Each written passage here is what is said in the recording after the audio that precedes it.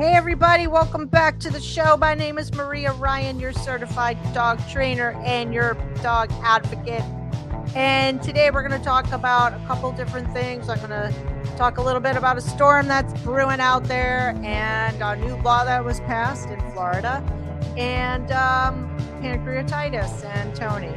So let's just get started here. So, hey, it's Pride Month. Happy Pride Month.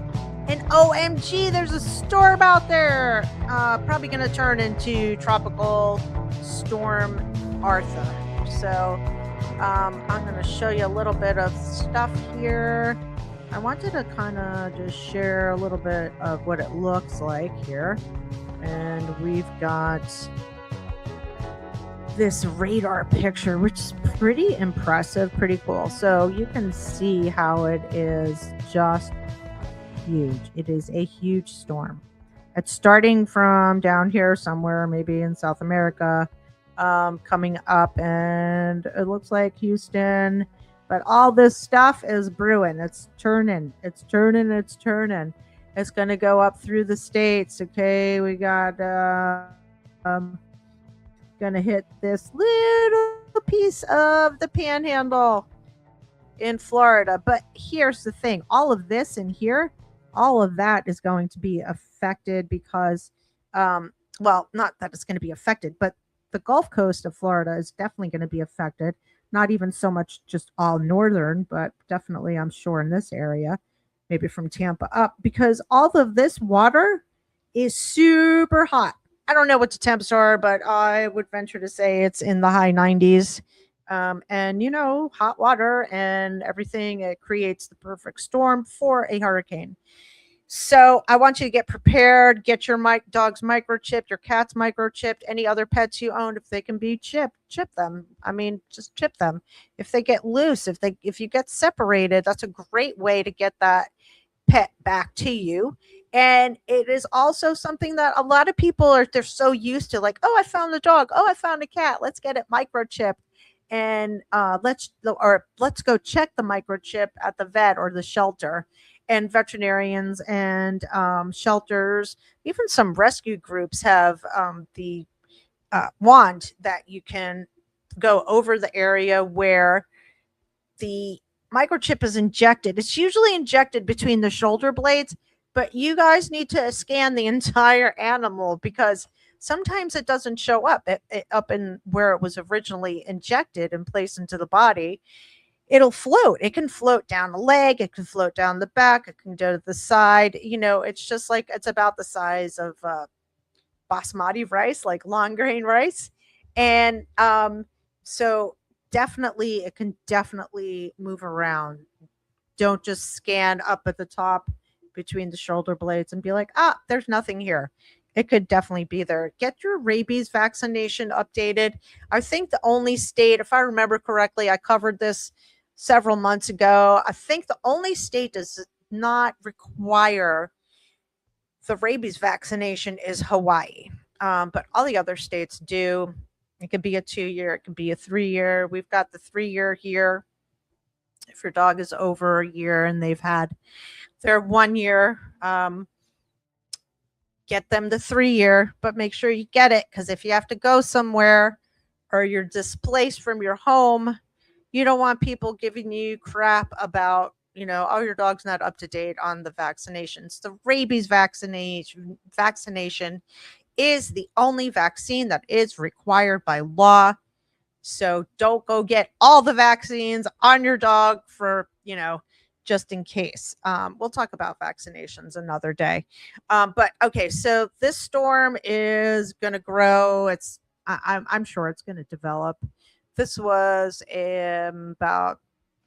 this one was about 9 o'clock. So it's been a while, 5 hours ago or more since I am reporting this. But yeah, so that's crazy. But it's Florida and it's the Gulf Coast. It's the Gulf and it is hot and we've got a lot of storms that are going to happen. People have been like, oh, it's El Nino. It's not going to be crazy, or La Nina's more volatile. honestly, at this point, with all the climate stuff that's going on in our world and everything like that, I think it doesn't matter if it's El Nino or La Nina. It's just it's happening. So get ready, get your water, get your stuff, get your prescriptions, get your dog's prescriptions. Make sure you're prepared. There's nothing worse than not being prepared. The other thing I wanted to share with you guys, and I'm going to pull that up over here, is a new law that was passed, and I love this. Hang on, let me share the screen. Okay. This is exciting that people will know about this. Now, I've known about this, and my vet, Dr. Masters, of course, always does this. He's not any kind of way. But here's the thing. So when you bring your dog to the vet or your cat to the vet, I'm just going to speak about dogs right now because I know that a lot of the medications that are used on in veterinary medicine can also be used, and it's the same medication in our for humans, right? So, for example, like trazodone, people use trazodone. Humans can have trazodone. Dogs can have trazodone. The dosages are different. The way we metabolize is different than the way an animal metabolizes. But what I'm telling you is that if you go to your vet and they prescribe trazodone for whatever reason and they prescribe it, you could be like, is there any way you could just call this into my local pharmacy so it'll be a little bit more cost effective? And your veterinarian, hopefully they're cool. So they'll be like, yeah, absolutely. Now, is it convenient when you go to the vet and you need medications, and whether it's for humans, or dogs or cats and humans, whatever it is, it's easier to get it from your vet. It's going to be a little bit more expensive, but it's there. You have it, and you could just go home with it, and you don't have to stop anywhere else and get it picked up. But if you're on a budget or you have the flexibility of being able to just, it's not a time sensitive issue like immediate, then yeah, get it called into your local pharmacy, and that's great. So in July, this law is going to be put into place, which I like. That's a good one. We've had some really good animal cruelty laws down here. And also, just this is not an animal cruelty, obviously, but our animal laws are getting better. They are really just kind of just staying up with the times and where we are in the world and in our lives. Like, we don't need to be in the Jurassic age. Let's start making things more convenient and easier for us, because especially with our pets, when they're sick, it is so damn stressful.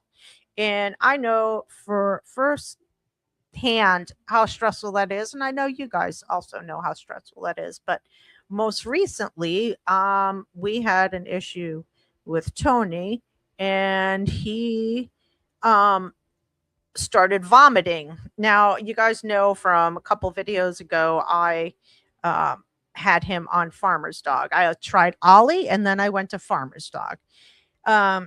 And once we were out of Farmer's Dog, I gave him I was giving him full milk,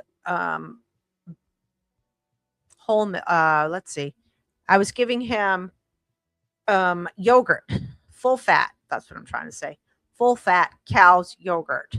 And I'd given him that for at least this past year, and he's been fine on it. And I gave him some tuna, like canned tuna, and he loves canned tuna. Always have given it, no problems. Okay. So this is the transition. I am getting us back to getting him on the raw diet. And I fed him one day, I fed him cottage cheese and sardines. Well, Tony started puking. In this whole scenario, Tony also ate a bottle cap. He literally went up, grabbed a bottle the bottle cap right off of a water bottle that was sitting over on an end table over there, swallowed it instantly. It was like, what? And it was gone. I'm like, oh my God, this dog is like going to give me a heart attack. I swear. He's so fast. I'm like, dude, you're like trying to nail jello to the freaking wall. Like you don't stand still. You're constantly going and it's a lot. Okay. It's a lot. He's got very high drive, high energy, which I love, but whew, man, it'll definitely keep you on your toes. So with the vomiting, I was like, okay, I didn't see him vomit anything up like a bottle cap. I'm not sure if he pooped it out. I didn't see anything. And I was like, I have no idea. Maybe it's because he's got a bottle cap in him. Who the hell knows? So he is now in distress. He vomited, I think it was like Monday night, and he was started to be a little lackluster. He was laying on the couch. I was hanging out with him, and he felt really, really warm. I didn't take his temperature, but he was just like a lot warmer than normal. So I was like, he might have a fever. So the next morning, again, he puked again. And I'm like, we got to take him to the vet. So I took him to the vet on Tuesday morning straight away. They were like, come on in. They have like an urgent care portion of the vet's office, which is kind of cool. Because like, if you go in just for regular, you see this vet. And if you go in as an emergency kind of thing, you see the other vet. So that was awesome to have that. I've never been to this veterinarian here, other than dropping poop off so he could get a fecal so he could go into their daycare next door. And if you remember, go way back, he didn't do well with daycare. He was so scared. So, okay. So no daycare, no nothing. I'm familiar with the location. The people are really nice. The people are nice in the vet side. So he had his own little vet tech, which was freaking amazing. It was like his personal nurse, which I really appreciated that. And Tony hasn't been sick, and he's only like a year and 4 months or 6 months, and it just it scared the crap out of me. And I don't want anything to happen to him. And why can't I control his vomiting? If I don't feed him, he doesn't vomit. Well, duh, no brainer. I can't just not feed him, right? Anyway, very long story short, we got him in there. They do not have an ultrasound there. They said they don't have an ultrasound because I'm like, forget the x-rays. Let's just go straight to the ultrasound. He must have some kind of foreign body in him. And they're like, okay, we have a mobile ultrasound, which blows my mind. And we'll set it up. But they're not going to be here until like between 11 and like 12:30. And I was like, that's fine. I'll sit here and wait. So I did. I sat there and waited. My friend Jill came and she kept me company. And then Tammy got off of work early and then she came. And then it was like the changing of the guards. Jill went home. Tammy came in. And then my friend Jasmine, hey, Jasmine, my bestie, she came over and she sat with us also. And at this point, I was in the exam room. They were so sweet to us. They had us go into our own room for a while just to wait in there. So it was more comfortable. It was more comfortable for him. And it was just really nerve-wracking because you're like, oh, you're so stressed out. I was so stressed out. And I just tried to be like as chill as possible, so that I wasn't putting my emotions out onto Tony. So it was good that my friends came because I needed distraction too, even though the staff there was just amazing. His nurse, what was her name? Andrea? No, I can't remember her name. Anyway, Chelsea. It was Chelsea. She was just so sweet and he did really well with her. Now I couldn't go in the back for the treatment, but okay, fine. I'm used to his being in the back. Okay. But not on this place. Anyway, it didn't matter because it's not about me. It's about him. And they pulled blood. They did blood draw on him. So we sent that out. And guess what? The ultrasound place was like, oh, we can't come until like 2. And they're like, oh, well, if you come at 2, by the time we get everything done, it's going to be too late to do surgery on him. And Chelsea was like, we can do a fast test on him, like a fast ultrasound. They didn't call it fast ultrasound. They called it fast something. And I was like, what's that? And I was like, you guys have an ultrasound machine back there? And she was like, we do, but we're not ultrasound doctors. Like, yes, he can do the ultrasound and look at the films, but he's not a tech who reads, like a radiologist reads your x-rays, or reads MRIs or CT scans, et cetera, et cetera. So they wanted like that precision, but I was like, listen, we're limited on time. We're like, I'm nixing the mobile ultrasound because they're not going to be there until it's too late. And I mean, I just want him to be treated. So they put a port in him because they wanted to put him in like a little twilight, not completely knocked out, but just like a little, oh, you can rub that on my belly. So he wasn't like stressed, because they, of course, don't want to stress him out. So they did that. They put the port in, they did the IV. They were really great. Tony was like, yeah, whatever. He didn't care. He was acting fine. And he was acting fine. I just want to let you know, the prior days before, like 2 days, he was eating, he was drinking, he was pooping, he was peeing. His poop was a little soft and then kind of runny at the end. Okay. It wasn't like full form the way it usually is, and the way I like it. So, all right. So we did that, did the blood work. And the next day they called me when they got the results in, and they're like, he's got pancreatitis. His levels were off the charts, and they were. I forgot to pull them up. But his cholesterol was totally normal, right? So I'm like, okay. And then he said his this was a different tech. He said, oh, his glucose is showing a little high. So that's probably because of the stress that his glucose went up. And I was like, oh, okay. And then, after everything, I process and think, and I'm like, well, I mean, the pancreas job is to regulate blood sugar and break down food, and it secretes insulin. So it has something to do with blood sugar. So that's why his glucose was increased, not because of stress. I'm not saying that didn't play a part of it, but that's not why. That's not the main reason why. Okay.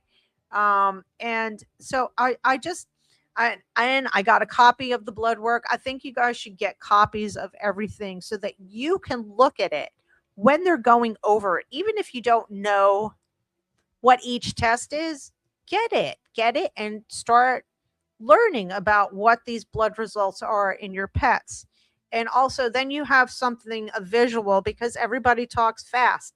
They know all this stuff. Like, I know all the dog training and the behavior and this and that, but if I just blah, blah, blah, spew it out at you, you're not going to be able to absorb it. But if I show you, you can take it in better. So anyway, went over everything with that particular tech. And I was like, okay, so what's your recommendation? So they recommended no raw diet. They see this in raw diet all the time. And I'm like, okay, so I just didn't even touch it. I was like, so we've been giving him peanut butter every morning in his Kong and in the evening. And, maybe it's a total of, let's say, maybe a quarter of a cup per day, eighth to a quarter of a cup. I don't know exactly, because Tammy makes up the Kongs and the Woof toy. So, but just estimating. And I'm thinking, that might be a lot because of the fat content that you're talking about. Do you recommend any foods that we should avoid? And he said, no, we just recommend the prescription diet and no fat. And I'm like, okay. So I realized at that point that I wasn't going to get the information that I wanted. I wasn't going to be able to have like a differential type of conversation with him, which was totally fine. Now, I know that veterinarians do not get a heck of a lot, barely any, maybe one course in nutrition. So I don't really, I guess my expectations are kind of low, or just, I don't know. They're just not really there for food and diet. But these guys really wanted to sell us some prescription food.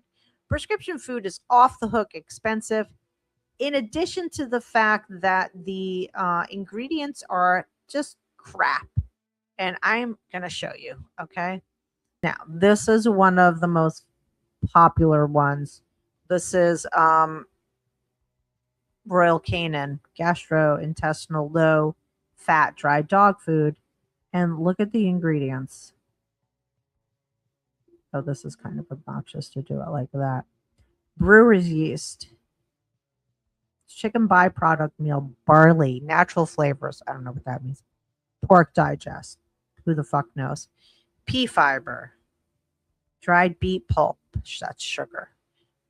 Chicken fat, monocalcium phosphate, salt, potassium chloride, and it's going to go all the way through. You could see it for yourself. Ridiculous. Like, there is no nutritional value here. So the fat is at 5%, the protein's at 20%. That's low in both fat and protein. It's too low. Now, these are the minimum standards that AFCO requires or recommends, I guess I should say. So that is Royal Canin. Now this is Science Diet and cornstarch, hydrolyzed soy protein, powdered cellulose, dicalcium phosphate, soybean oil, hydrolyzed chicken flavor, ground pecan shells. Here we go. I was just telling somebody, this is going back like a while, but I had a client and I think it was like a gastro issue, something. The dog had diarrhea or chronic something or other. And they gave them a prescription diet, and there were peanut shells in there. Peanut shells. Well, of course your dog's not going to crap anymore. They're eating freaking peanut shells. Of course my dog wouldn't have any issues. He's eating crap with this diet. Look at this. I mean, look at this crap. Cornstarch? No. No. Why? Why? It doesn't make any sense. And then we've got this one. Brewer's rice, barley, corn protein meal. I don't know what corn protein meal is. Poultry byproduct meal, animal digest. That's all crap. That's like feathers, feet, like just the nasty, okay? And it's not the feet it's not like, oh, my dog killed a bird and they're eating fresh feet and fresh whatchamacallit, eating some of the feathers and the guts and the bones and all that. No, that's a fresh kill. This is some processed, high heat, extruded, no nutritional value crap. Okay, here we go. 25%, 5% fat, 25% protein, crude fat max is, now they have two here. Minimum. Okay, the minimum fat is 5%, the maximum is 9%, and there's some fiber in there, whatever. So I can't even, you guys. I mean, that's like ridiculous. I just want to show you the Science Diet one again, so in case I didn't get it shared before. So So here's the science diet one: cornstarch, hydrolyzed soy protein, powdered cellulose, dicalcium phosphate, soybean oil, all this junk. It's ridiculous. Oh, I think somebody is here. So, like, I mean, it says quality nutrition, but is it really quality nutrition with these really substandard? Like, I mean, it's beyond saying it's fillers. It's literally cornstarch. I know they're like, oh, you're only going to keep them on it short term, but some people have their pets on this long term and they don't have a problem keeping them. The vets don't have a problem keeping them on this long term. I don't know if it's a money thing. I have no idea, but hi, look. So it's a 25-pound bag and it's $119.99. That's crazy. That's a lot of money. Usually it's $139.99. So for 25 pounds. Size and strength, I'm not sure what that is referring to. Strength, I don't know. Let's see what this is. Nutrition to help manage fat sensitive dogs. I wonder if it's saying, yeah, let's just keep them on this. Some, this is hard to see. Some pets might be on this like constantly. Um, and that is a damn shame because of the lack of nutrition. So I don't know what the hell people are doing um, with this. It's like it's fat, but it's the bad fat. It's the fat like the cooked fat. That's what's getting our dogs. That's what's getting, other animals who suffer from pancreatitis. So it's the fat and the pan drippings from like Christmas time when you have, say, you have a rib roast or something, or your Thanksgiving dinner, and you're like, oh, it's Thanksgiving. I'm going to give my little leftovers. I saved this little pile of food for my dog. And we think we're doing them a favor, but we're not doing them a favor. A lot of vets will tell you that the busiest day in the for the most uh, the highest rated illness, I guess you could say, is pancreatitis the day after Thanksgiving or Christmas time because of the high fat foods. We eat high fat foods. We shouldn't eat high fat foods like that, but we do. But it's really not good to give your pets cooked meat like that, cooked fat like that. It's super heavy. It's really hard for them to digest. So it's been, let's see, today's Tuesday. It's been a week since he was at the vet's office. And oh my God, he is such a good baby. He really is so sweet. And, he was, of course, a little shy, a little fearful, but the vet even wrote, shy but sweet. He's very cute. He's very sweet. And everybody really liked him because he's got all those little stripes on him and he has a really good personality. So, um, but here's the thing, like I was saying before, I fed him farmer's dog. I told you guys what I fed him. We went from Ollie to farmer's dog. There were no issues of transitioning from the Ollies to the farmer's dog. But it's like, I feel like, and I'm not saying that farmer's dog created this problem, but it's a little sus to me because it's a commercial dog food. And even though it's supposedly gently cooked and all this kind of stuff, it's still part of the industry, as I've said multiple times. And I'll probably keep saying it because it's just irritating because of the marketing. We're being marketed to every day. And if you're an animal lover, if you're a pet lover, if you are like your pets are your family, you want to give them the best that you can. And, we think we are. and we spend so much money on their food. And it's like, what are we really getting? So, what happened by me saying all this is like, okay, what are people really getting in their dog food or their cat food? Well, then that's like, oh, let's market home prepared food already done for people. And there's so many companies every day. There's like another, maybe not every day, but like I just saw another new food company that came up.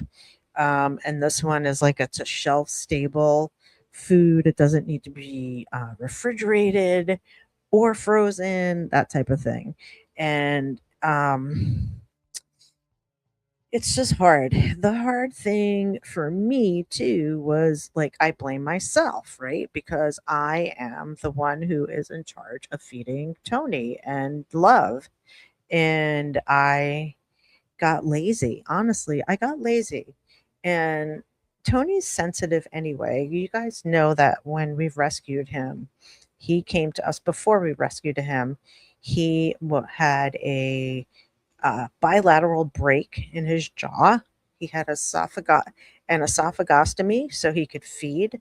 So that's the bilateral is a break on either side of the jaw, and it was too far back to have any surgery done. So because it was too far back to have any surgery done, it he had to wear a soft muzzle, and they had an NG tube, which is the tube that goes through the nose down to the stomach for feeding, but they opted for the esophagostomy, which is they surgically put a tube through the side of his neck down. So here's the thing, down to his stomach so he could be fed. And he was held. And I mean, Chrissy did an amazing job fostering him and taking such good care of him. But when we got him, you know, we had to feed him soft food only, and we kept him on whatever canned food at the time he was on. And he always had like a little agita. I think I mentioned this in my last video. And so I'm going to get a good probiotic, prebiotic, like a digestive enzyme. I spoke to one of my friends from Tony Unleashed. I just did an episode with her, and she recommended um, a probiotic. I don't know if I have it in my phone or not, but I'm going to check it out. I also am going to look at, there's a company called Thorn, and we take Fluorosport, which is a great probiotic. But also, there's Saccharomyces, so I want to look into Saccharomyces because that's a great probiotic. It's called Optigest. So we're gonna check it out. I'm gonna check it out and see what the best enzyme is for him because I think because of the esophagostomy, probably has some scar tissue, and when after we feed them, they do not get fed when they've been playing, so they can go out and play and tear it up or be in here, tear it up. But I'm going to wait until they're calm. And if it takes a half hour, it takes a half hour. If it takes longer, it takes longer. Whatever the case may be, I'm patient with them. And so, also after I feed them, I don't let them out of their crates for sometimes like an hour. And then it's a slow transition for them to go outside and play because they play hard. I mean, they play so rough. I'll see if I can throw a little video in here just to show you like just 30 seconds of them playing and how rough they play. So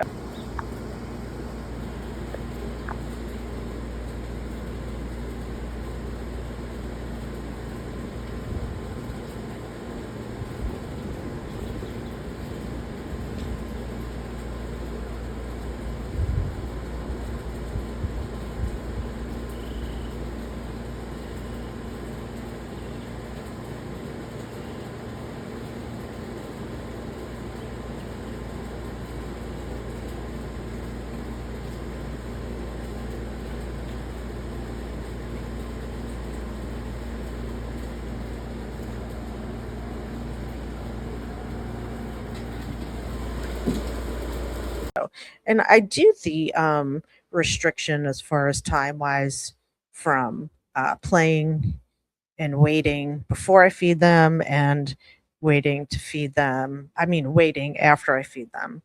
It's kind of like the swimming rule, like don't eat before or after you go swimming, right? Well, not after, but before you go swimming. But anyway, I like to do that to give them a chance to digest. And I don't want torsion, which is bloat, which is when the stomach and flips and you get a cutoff of circulation and bowel movement, and it can kill your dog. And I actually lost a dog to bloat a long time ago. My girl Sarabi, my Rottweiler, she was the best. She was sweet as just as sweet as could be. But she was a deep chested dog. She was a Rottweiler. She wasn't a well bred Rottweiler, but she had bloat. She died of bloat.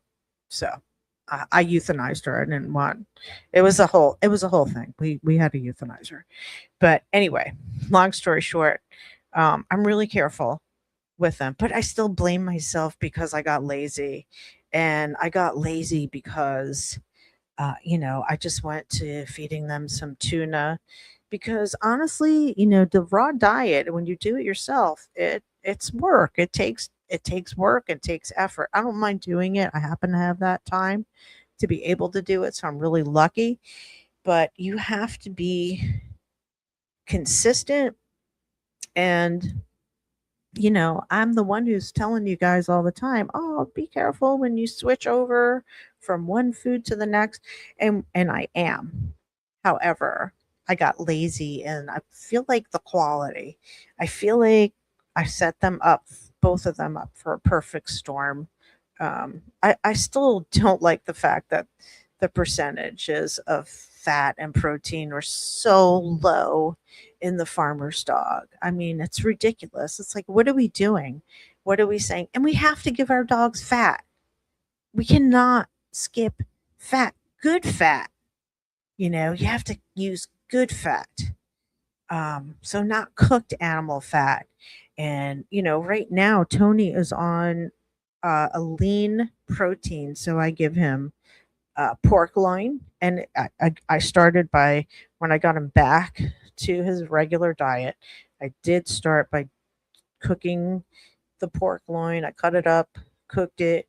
Pork loin doesn't have a lot of fat. Okay. And now he's on raw pork loin and some pumpkin and some goat's milk. I couldn't find a goat's yogurt yet. I'm sourcing. I'm looking around here. I'm actually looking for some farms because it would be nice to have like either sheep milk or goat milk for him. Um, I eat goat and sheep cheese, but I'm not too down with drinking the milk or anything like that. But so I just wanted to share this with you. I try and be as transparent as possible. I know I'm an expert, you know, uh, dog trainer, I'm certified. I know a lot about dog nutrition and the raw diet. I've been studying for a long time, but I'm human, and I make mistakes, and I wanted to share that with you, and I just want to let you know that do your homework, get blood work on your pets.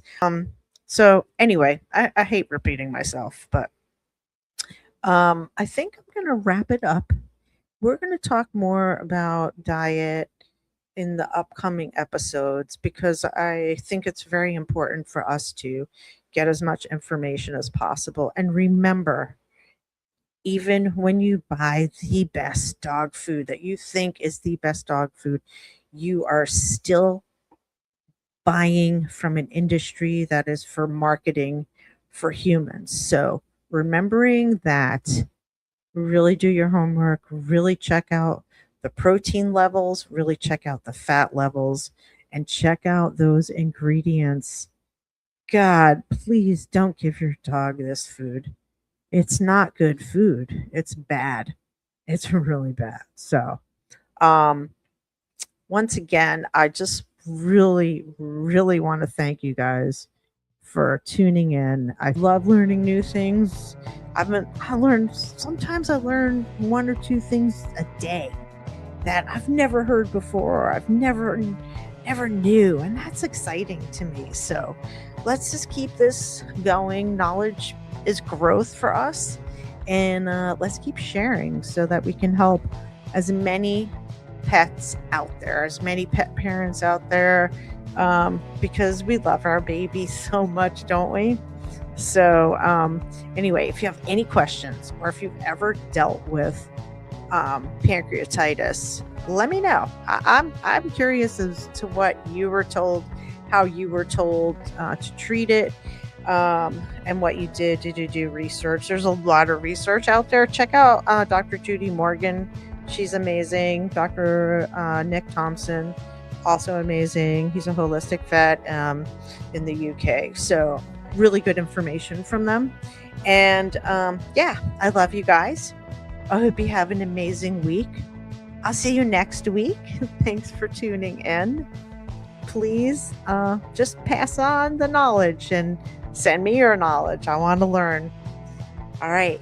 Have a great day.